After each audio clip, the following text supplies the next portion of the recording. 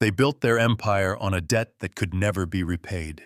Commander Eva Rostova stood on the observation deck of the starship Aurora, a vessel designed for contact, not conquest. Below the planet, Kalin shimmered a world of rust-red deserts and fragile dome-enclosed cities. It was humanity's newest neighbor, a fledgling species just reaching for the stars. They were also the latest acquisition of the Valerian theocracy, a civilization that had perfected the art of subjugation through gratitude. The Valerians never conquered with warships. They used gifts. Rostova watched a Valerian ark, a vessel of polished obsidian and gold filigree, hang in stationary judgment over the planet's largest city. It broadcasted nothing but a single repeating packet of data, a bill.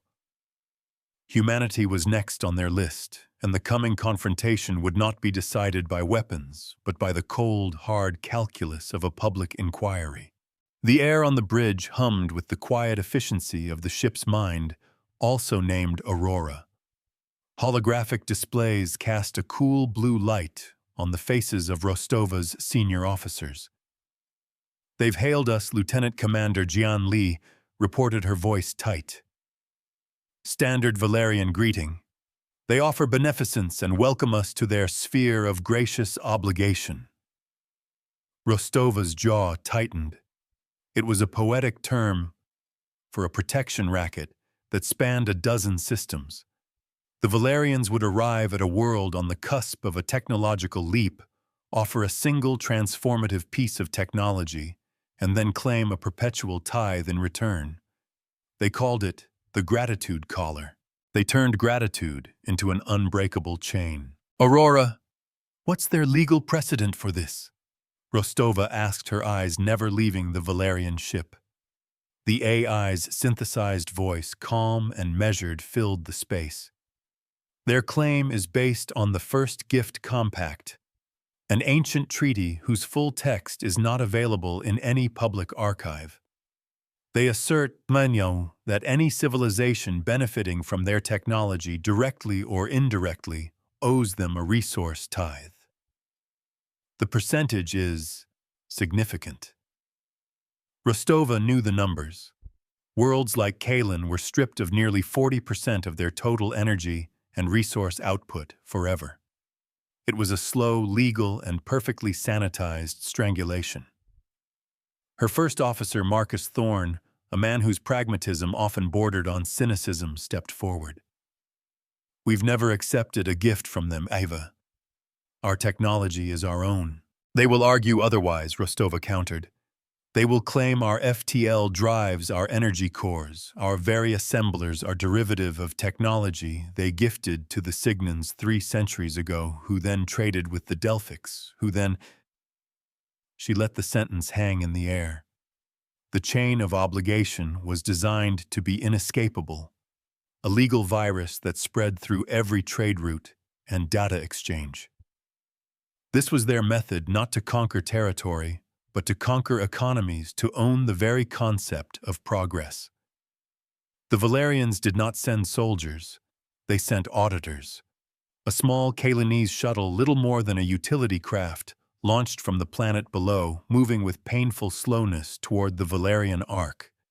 It was likely carrying the first payment, a token of their eternal enforced thankfulness. Their law was a weapon fired centuries in the past. Jian's console chimed a soft, insistent tone. "Commander, we're receiving the official writ. They're citing humanity's use of gravitic lensing, which they claim is a direct intellectual descendant of their stellar grace drive core.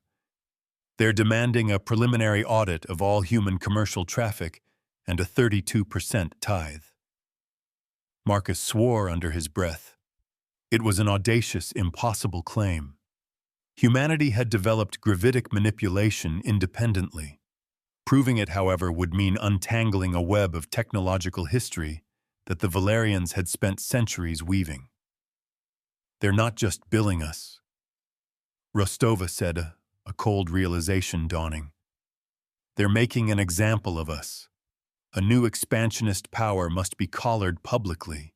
This starship, the Aurora, taught by numbers and remembered by ledgers, never by callers. The ship's mind was the most powerful repository of knowledge and analytical power humanity had ever constructed. It was a library, a university, and a court all housed within a kilometer of smart alloy and sensor arrays. Rostova turned to the empty air where she knew the AI's primary sensor suite was focused. Aurora, I want every scrap of data you have on the first gift compact. I want every legal ruling, every protest, every economic impact report from every world they've ever graced. A soft blue light pulsed near the main view screen. Already begun, Commander. The Valerian legal framework is extensive. Their arguments are built on layers of precedent, each reinforcing the last. A culture built on generosity was the perfect prey. On a world 2 systems away, a weaver named Lyra stared at the community loom. It had been silent for a month. The Valerian tithe had claimed the energy needed to power it. Her village had been famous for its illuminated tapestries, stories woven with light-emitting threads. Now they worked by hand, with dull fibers, the old patterns losing their life. The Valerians had given them atmospheric purifiers a generation ago, saving them from a blight. The air was clean, but their art was dying, their spirit dimming with each payment sent to the silent golden ship in their sky. Lyra missed the glow of the loom, a warmth that had nothing to do with heat. Their entire legal structure is a fortress. Eva Marcus argued, pacing the bridge. We can't fight them on their terms. They've had 1,000 years to perfect this. Any court they recognize will be biased. Rostova nodded. Then we don't fight them on their terms. We don't enter their court. She looked at Jian. Open a channel. All spectrum unencrypted. We're invoking the Galactic Concordance Article 12, the right of public inquiry. Jian's eyes widened. It was a rarely used, almost mythical clause in interstellar law. It allowed any species to demand a public binding hearing if they believed another's actions threatened the economic stability of a whole sector. It required a quorum of witnesses from at least 5 different established species. The truth required an audience that could not be bribed. The Valerians will have to respond, Rostova continued. To ignore a public inquiry is to admit guilt under the concordance. They are too proud, too assured of their own legal righteousness to refuse. Aurora's voice joined the conversation. The statistical probability of them accepting is over 97%, Commander. However, the probability of them manipulating the inquiry to their advantage is also exceedingly high. They will frame it as a simple debt collection. Rostova smiled a thin, grim line. Let them. We're not going to argue about our debt. We're going to put their entire system of gratitude on trial. The plan was forming a dangerous and audacious gambit. They would compel the Valerians to speak their methods out loud in front of the galactic community. The Valerian reply was swift and dripping with condescension. They accepted the call for a public inquiry, framing it as an opportunity to educate a young and boisterous species in the nuance of galactic custom. They proposed the neutral venue of the crystalline courts of Cygnus X1, a location known for its rigid adherence to protocol. It was a trap, of course. The Cygnans themselves were under a Valerian tithe, but refusing the venue would make humanity look weak and obstructionist. We accept their venue.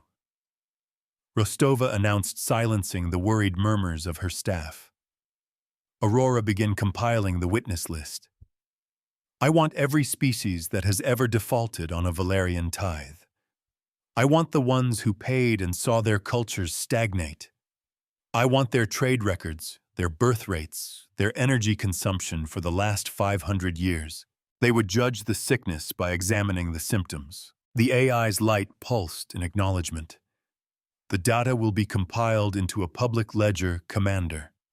Every transaction, every joule of energy, every life impacted by the gratitude collar will be accounted for. This was the core of their strategy. They wouldn't fight the Valerians' law with convoluted arguments of their own. They would fight it with simple, brutal arithmetic.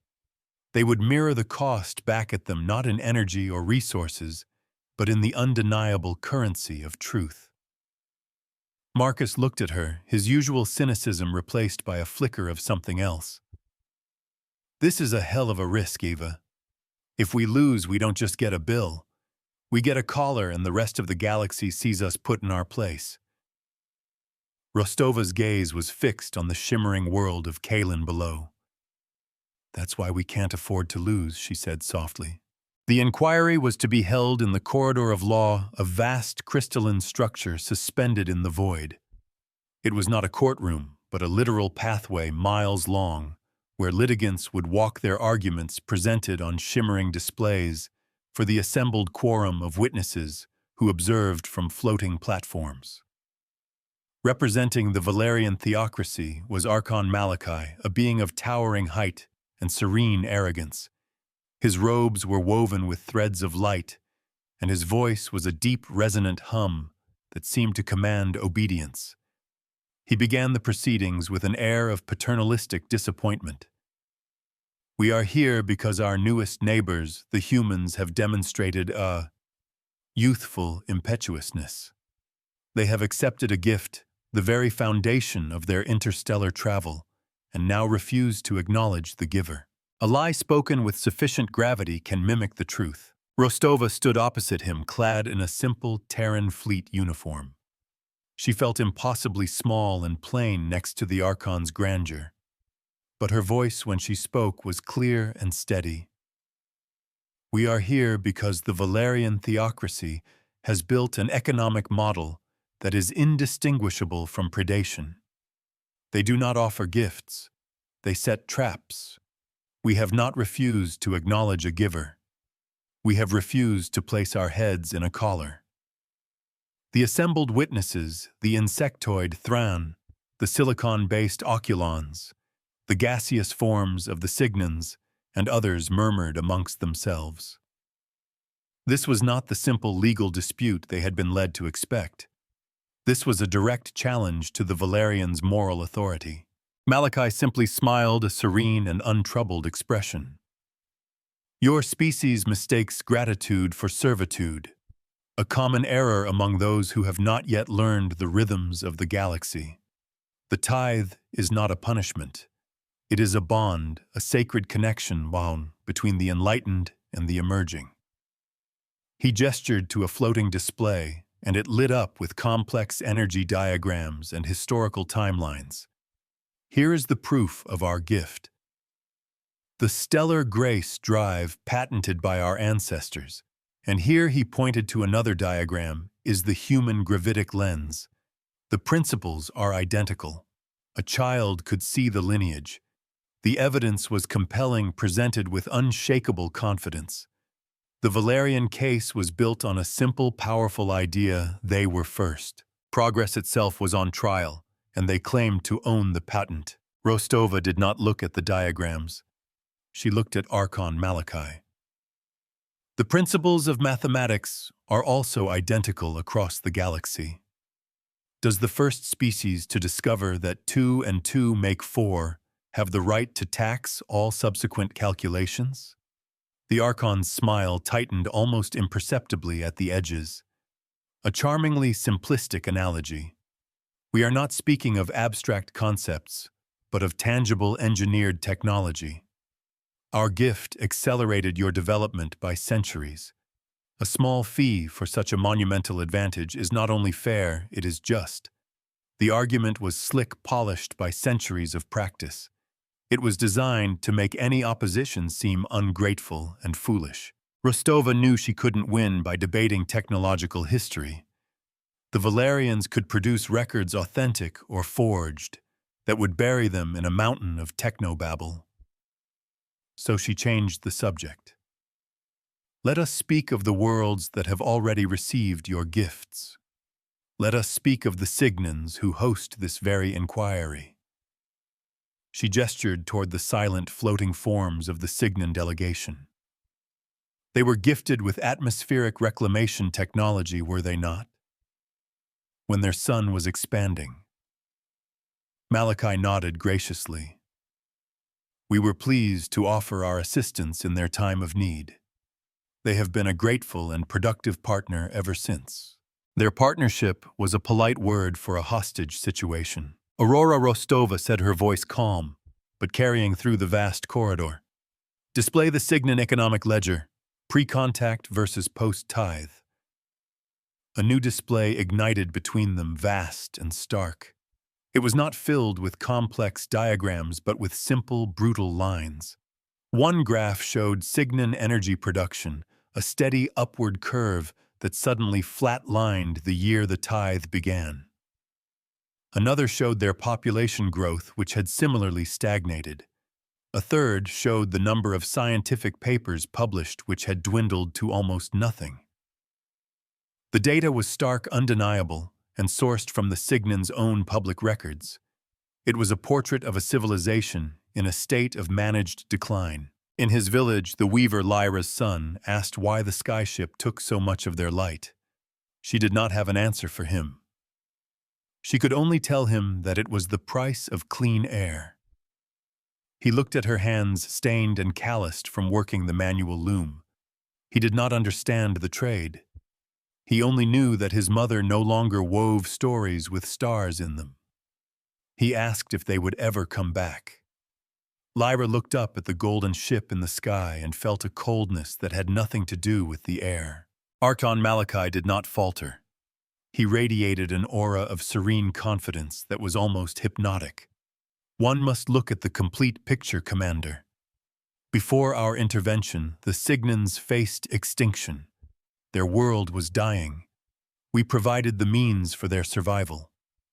That their society then chose a path of stability over chaotic expansion is a sign of newfound maturity, not stagnation.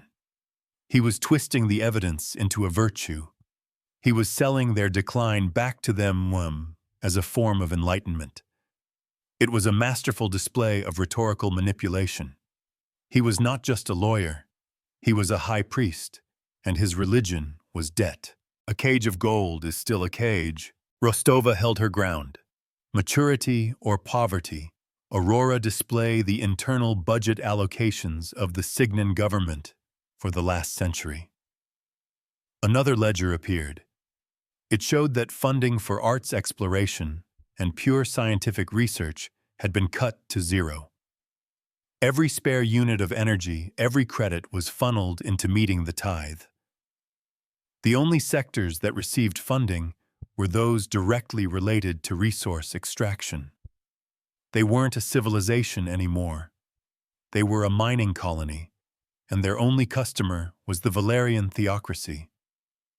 The gaseous forms of the Signan delegation swirled with agitation. To see their slow decline laid bare for the galaxy to witness was a profound humiliation. Malachi's composure finally showed a crack. A flicker of annoyance crossed his features. The internal affairs of a sovereign world are not the subject of this inquiry. We are here to discuss the intellectual property theft committed by the human species. It was a procedural objection, an attempt to narrow the scope of the conversation back to his preferred ground. The inquiry's arbiter, a crystalline being of immense age, chimed softly. The objection is noted. However, Commander Rostova's line of questioning pertains to the nature and consequences of the gratitude tithe, which is the foundation of your claim. The context is deemed relevant. Proceed, Commander. The law, when properly used, could be a lens to reveal the truth. This was the moment Rostova had been waiting for. The Valerians' arrogance was their weakness. They believed so deeply in the righteousness of their system that they could not conceive of it being successfully challenged. Archon Malachi. You claim your tithe is a bond. A partnership. Let us examine another partner. The people of Kalen. A new image appeared, the rust-red planet, with the single Valerian arc hanging above it. You recently gifted them with water purification technology, is that correct? The Archon inclined his head. Their aquifers were poisoned. We offered them salvation. It was an act of profound compassion. And what was the price of this compassion? Rostova asked. Aurora display the Kalin Tithe Agreement. The document shimmered into existence. The terms were even harsher than those imposed on the Signans. 42% of all energy and mineral resources in perpetuity. It also included clauses giving the Valerians oversight on all future technological development and the right to claim any new innovations as derivative of their original gift. It wasn't a contract. It was a deed of ownership for an entire planet. Rostova let the silence stretch, allowing the full weight of the document to settle upon the assembled witnesses. Their compassion came with an invoice attached. This is not partnership, Rostova declared, her voice ringing with conviction. This is feudalism on a galactic scale. You find worlds in moments of crisis, offer them a solution at an extortionate price, and then bleed them dry for eternity. You don't foster growth. You harvest it. The gratitude collar is not a bond. It is a yoke. For the first time, Archon Malachi looked genuinely angry. His serene mask slipped, revealing the cold predator beneath. You speak with the arrogance of the ignorant. You cannot comprehend the great burden we carry. We guide the lesser species, we protect them from their own self-destructive impulses. The order we provide has a cost. We are the shepherds of this galaxy. The word shepherds hung in the air, damning in its arrogance. The other species in the quorum stirred. They were not sheep, and the implication was a profound insult. Rostova seized the opening. Shepherds. So you view all other species as your flock, to be managed, sheared, and occasionally culled for the good of the whole. Malachi realized his mistake. He had let his mask slip and revealed the core belief of the Valerian theocracy, their own inherent superiority. He tried to recover his voice, returning to its smooth, paternalistic tone. You twist my words. We are guardians, not masters. We maintain the stability that allows life to flourish. Stability was the excuse of every tyrant in history, but the damage was done. He had shown them the contempt in which he held them all. Rostova pressed her advantage. Let's return to your claim against humanity. You say our gravitic technology is derived from yours. You have presented timelines and diagrams. But evidence can be fabricated. History can be rewritten. She turned to face the full quorum of witnesses. We will present our own evidence, but we will not ask you to trust our documents over theirs. We will ask you to trust the fundamental laws of physics. It was a bold claim, and a ripple of anticipation went through the assembled delegations. On the bridge of the Aurora Marcus, Thorne watched the proceedings on the main screen, his knuckles white. What is she doing? Is she going to try and teach them all astrophysics? Jian Li was monitoring the data streams. The commander is laying the groundwork. Aurora has found something. An anomaly in the Valerians' own historical data. It's subtle, but it's there. The AI's calm voice filled the bridge. The energy signature of the original stellar grace drive, as recorded in their archives, contains isotopic decay patterns that are inconsistent with Valerian reactor technology of that era. The signature is, however, a near-perfect match for a different, much older power source. A single flaw can unravel the most perfectly woven lie. Back in the corridor of law, Rostova continued. The Valerians claim to have invented their FTL drive 3,000 years ago. Their records are immaculate, their patents filed in perfect chronological order. But a power source leaves a ghost behind, an echo in the fabric of space-time, a signature that cannot be forged. She looked directly at Archon Malachi, whose face was now a stony mask. We have analyzed the energy signature of your first recorded FTL flight. It does not match your own technology. The Archon's voice was cold as ice. An absurd and baseless accusation. Your analysis is flawed, a desperate attempt to evade your sacred obligations. Is it, Rostova countered? Or is it that the technology you claim to have invented was not invented at all? Is it possible that you found it, a relic of a much older, much more advanced civilization? The corridor was silent. Rostova had just accused the galaxy's self-proclaimed benefactors of being nothing more than scavengers building their entire empire on a lie. She was not just challenging a legal claim, she was committing heresy. She had accused the shepherds of being rustlers who had stolen the very crook they used to command the flock. They built their church on a stolen foundation. Malachi began to speak, his voice resonating with manufactured outrage, but Rostova cut him off. You speak of the first gift, compact and ancient law you use as the basis for all your claims, yet you only ever quote secondary sources and later interpretations. You never show the original text. She turned to the arbiter. We demand the full unredacted text of the first gift compact be entered into the inquiry's public record. This was a move of incredible audacity. The Valerians considered the document quasi-sacred, its full text reserved for the highest echelons of their theocracy. To demand its public disclosure was unthinkable. A deep, resonating chime echoed through the corridor.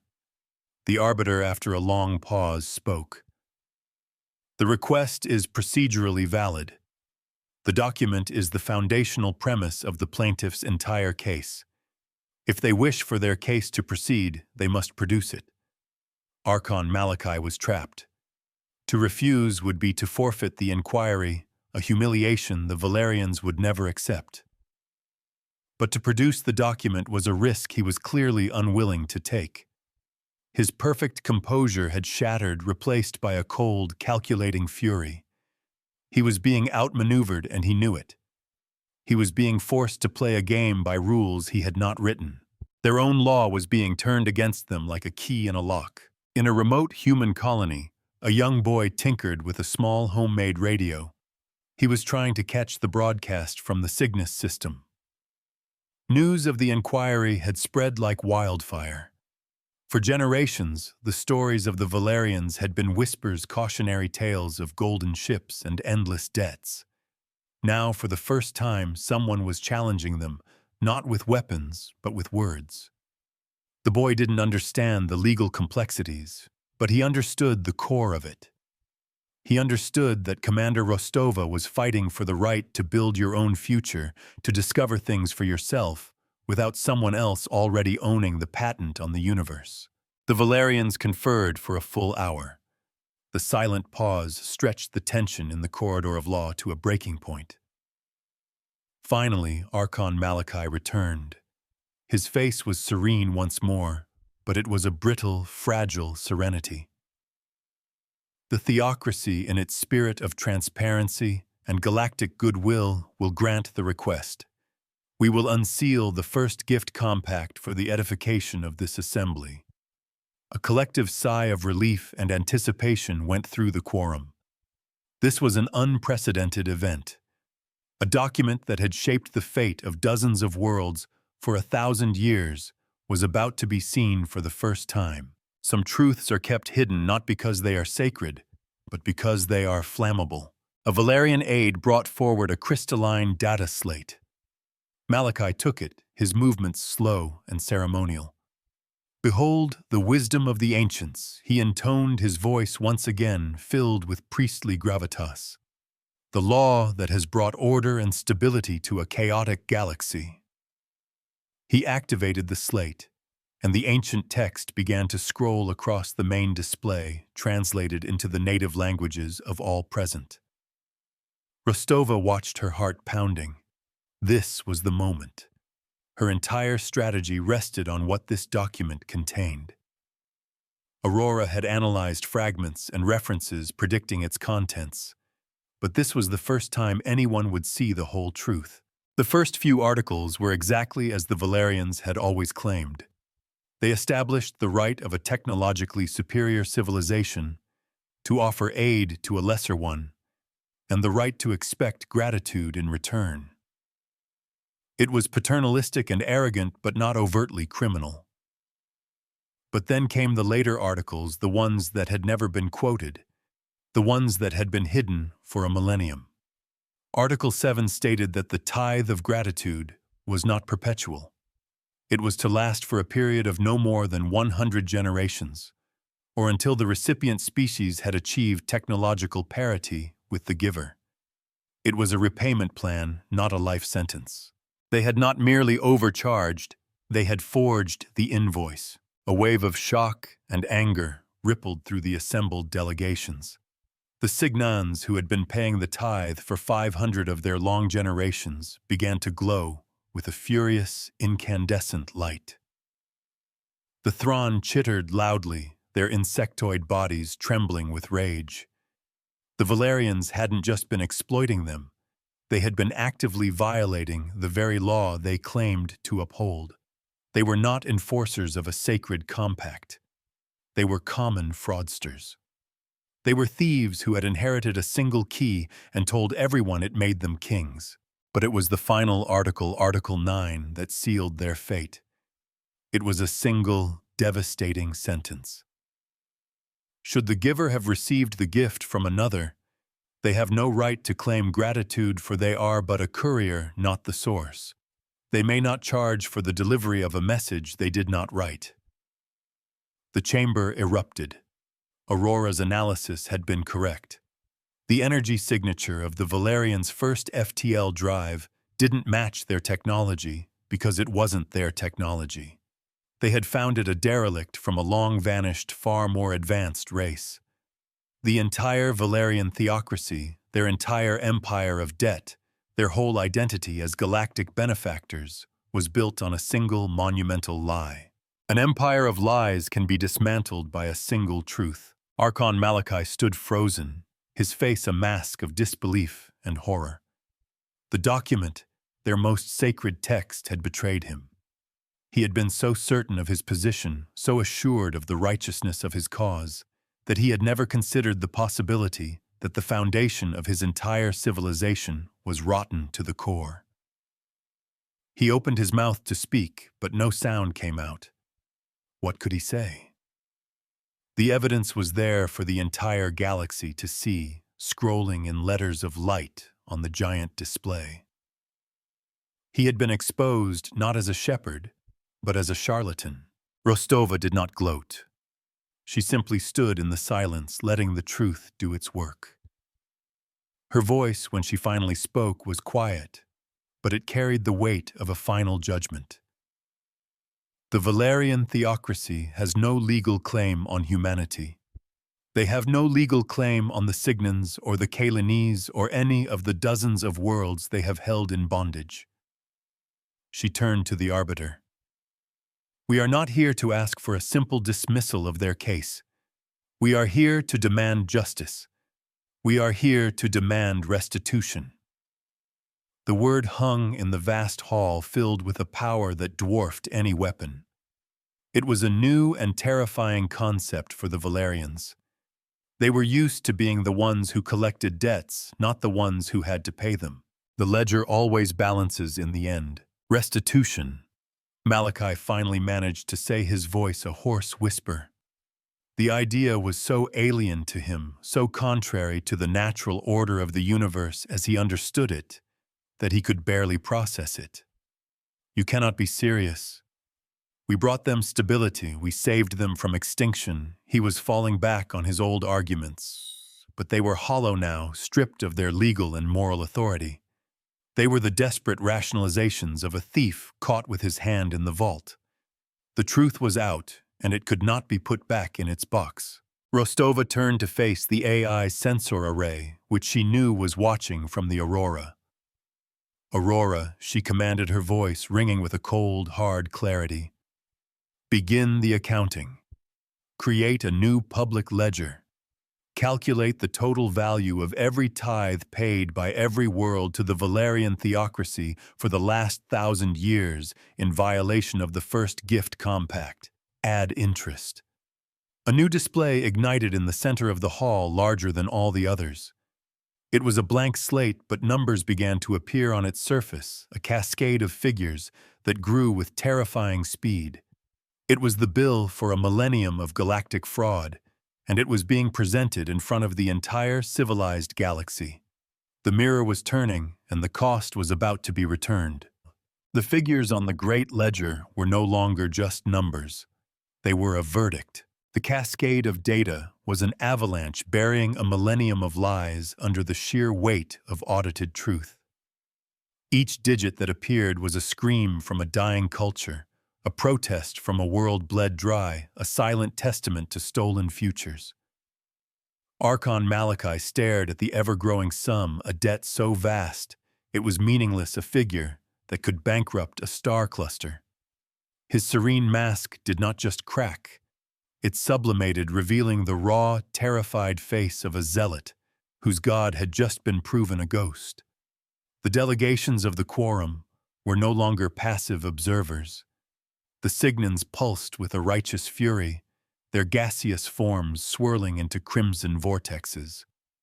The Thrawn beat their carapaced limbs against the railings of their observation platform, a rhythmic, deafening clang that was half applause, half war drum. They had come seeking a debtor and had found themselves the defendant. "This is a lie!" "A trick!" Malachi shrieked, his resonant voice now a ragged tear in the fabric of the hall. "Human data forgery. They have corrupted the sacred text," but his accusations were hollow, drowned out by the undeniable logic of the ledger. The data was being drawn from the public records of the affected worlds themselves, cross-referenced in real time. It was their own history, their own slow suicide now being read back to them as a final accounting. The Arbiter's crystalline form chimed a note of finality that cut through the chaos. "The evidence is drawn from your own client worlds, Archon. The compact is your own foundational law. The inquiry finds that the Valerian theocracy has operated a fraudulent enterprise under the guise of beneficence for 1,000 standard years. All gratitude callers are declared null and void." This was the first domino. Rostova knew the next would fall much harder. The Valerians had never lost before. They didn't know how. A civilization built on the premise of its own infallible superiority would not accept such a public humiliation. She keyed a silent command to her first officer. "Marcus, bring the ship to alert status.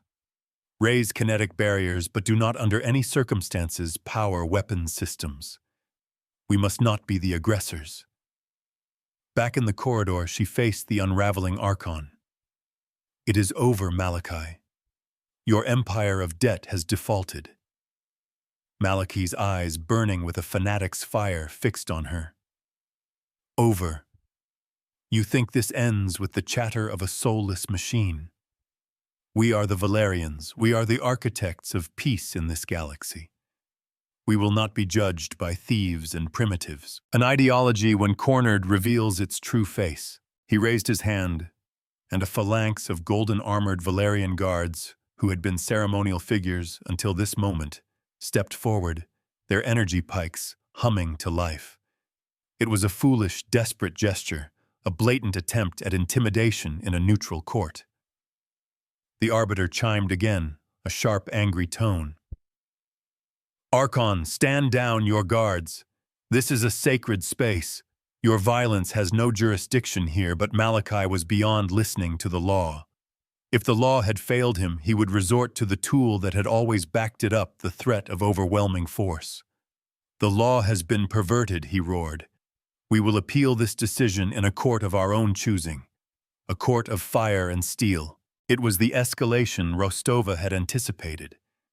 A threat, a pivot from legal maneuvering to military posturing. "Your threats are being broadcast to the entire galactic quorum, Archon," she said, her voice a calm counterpoint to his fury. "You are demonstrating for everyone why your system could only be maintained by lies." She took a deliberate step toward him, unarmed, her hands open. "You are not an architect of peace. You are a predator, and your prey has finally learned to count." Her words were for him, but also for the witnesses. She was reinforcing the narrative this was not a military conflict, but the exposure of a crime. Their power did not reside in their ships, but in the perception of their righteousness. On Kalen, the elders in the Capitol Dome watched the broadcast on their public screens. They had been preparing their first tithe payment, a shipment of rare minerals that would have crippled their nascent energy grid. Now they watched frozen as the golden-robed figure who had promised them salvation shrieked threats in the face of a calm human woman. The Valerian arc in their sky, once a symbol of serene authority, now seemed to pulse with a malevolent, silent anger. An elder turned to the others.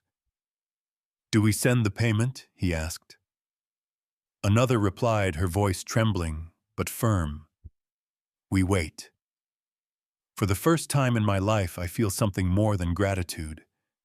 I feel hope. That hope was fragile.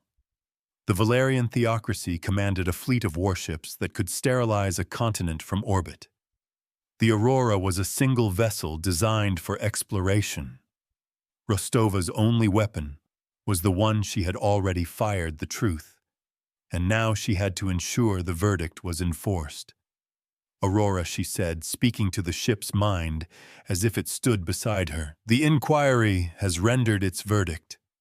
The Valerian theocracy is found liable for 1,000 years of systemic fraud. The debt is calculated and public. It is time for the mirror to turn." She was invoking a plan they had developed, a legal and economic countermeasure of breathtaking scale. Justice is not merely a verdict. It is a rebalancing of the scales. "Commence the great levy." Rostova commanded.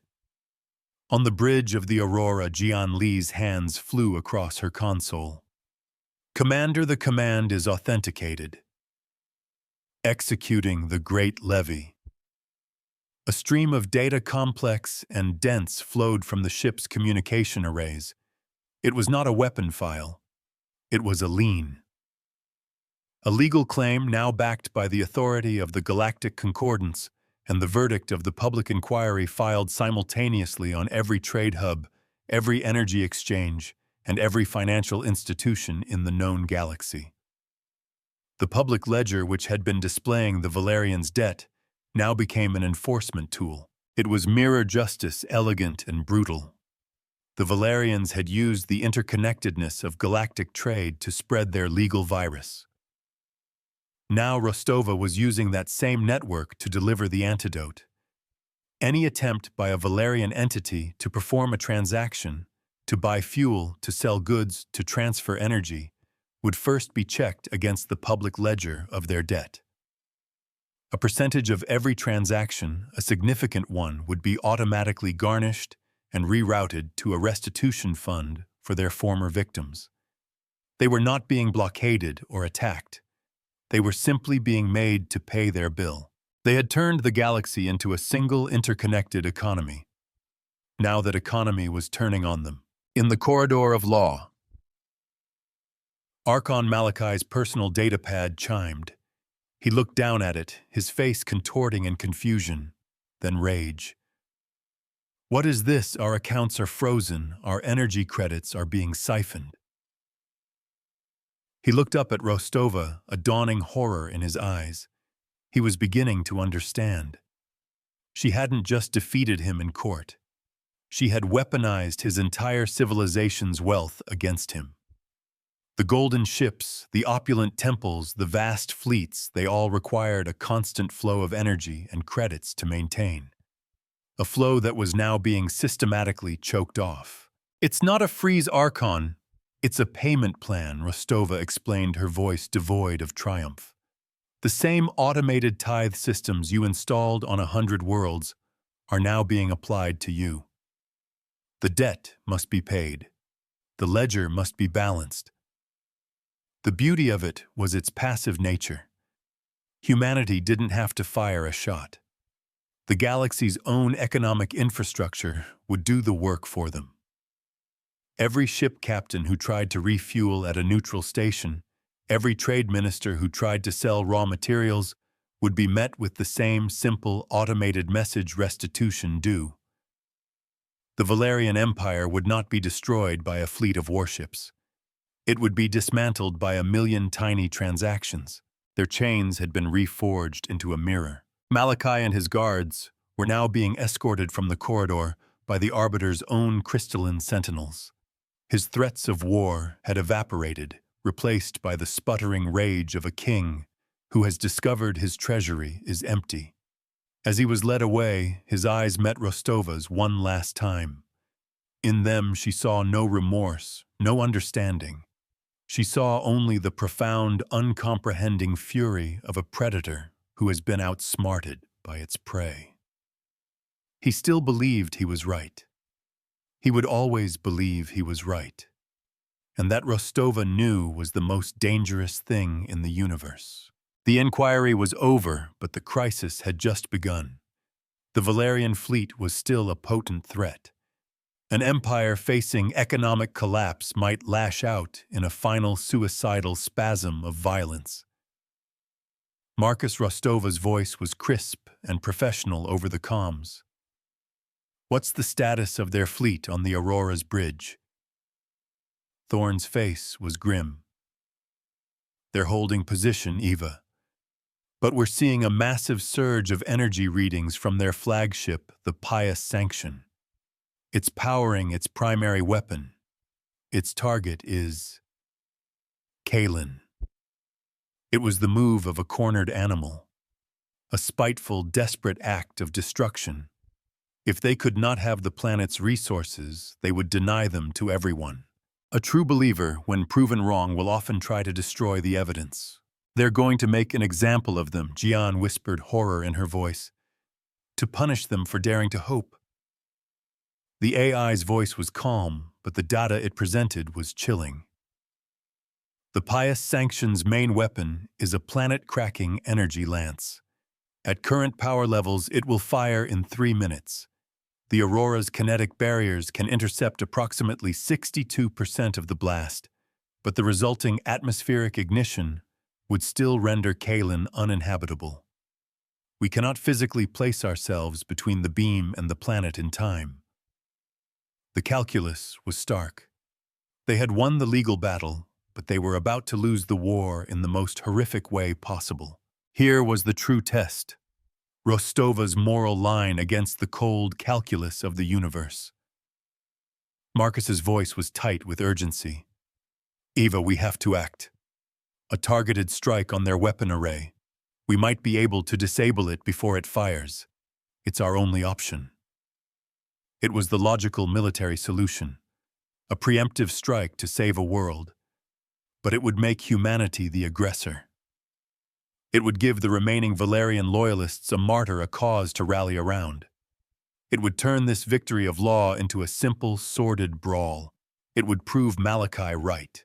"Violence is the admission that your ideas have failed." No, Rostova said the word, cutting through the tension on the bridge. "We will not fire the first shot. We will not become them to defeat them." Marcus stared at her in disbelief. "Eva, they are going to murder a planet." "I know," she replied, her mind racing, searching for another way. "Aurora, open a channel, all spectrum to all ships in this system, Valerian, human, and the quorum witnesses. Patch it through to the inquiry broadcast feed. The galaxy is still watching.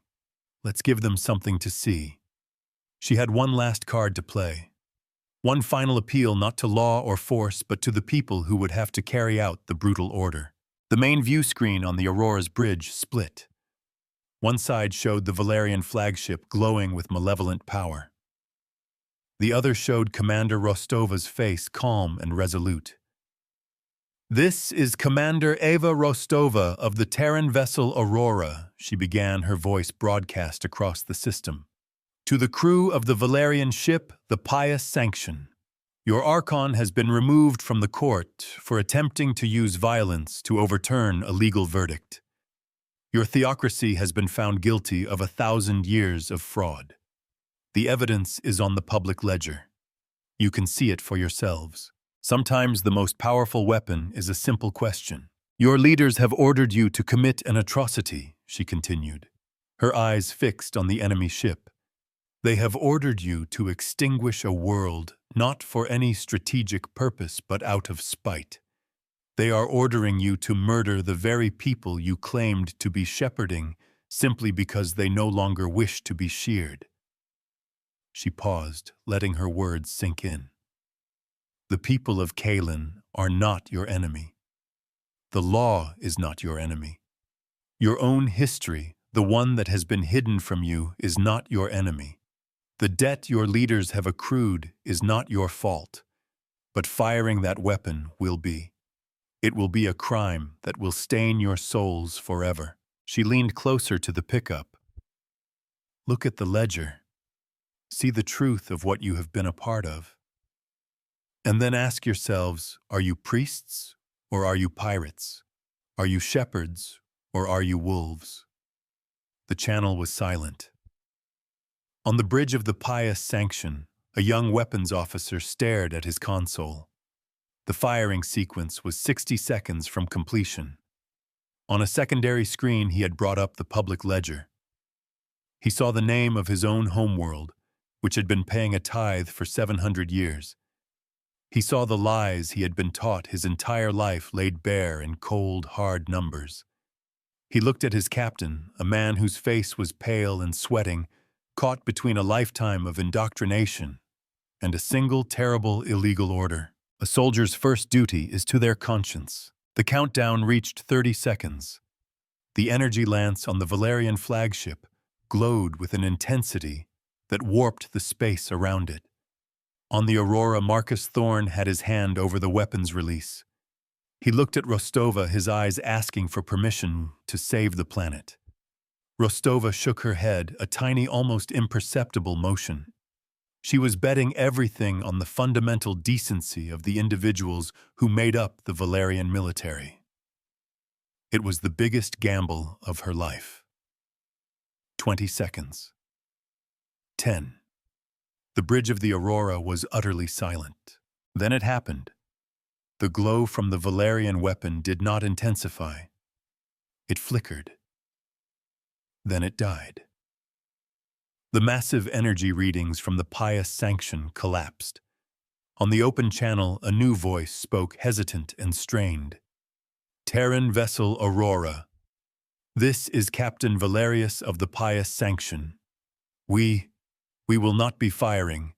We are standing down. A collective explosive sigh of relief went through the bridge of the Aurora.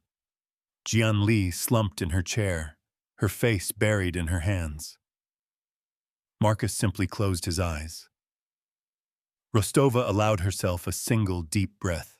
The most important victories are the ones won without a single shot.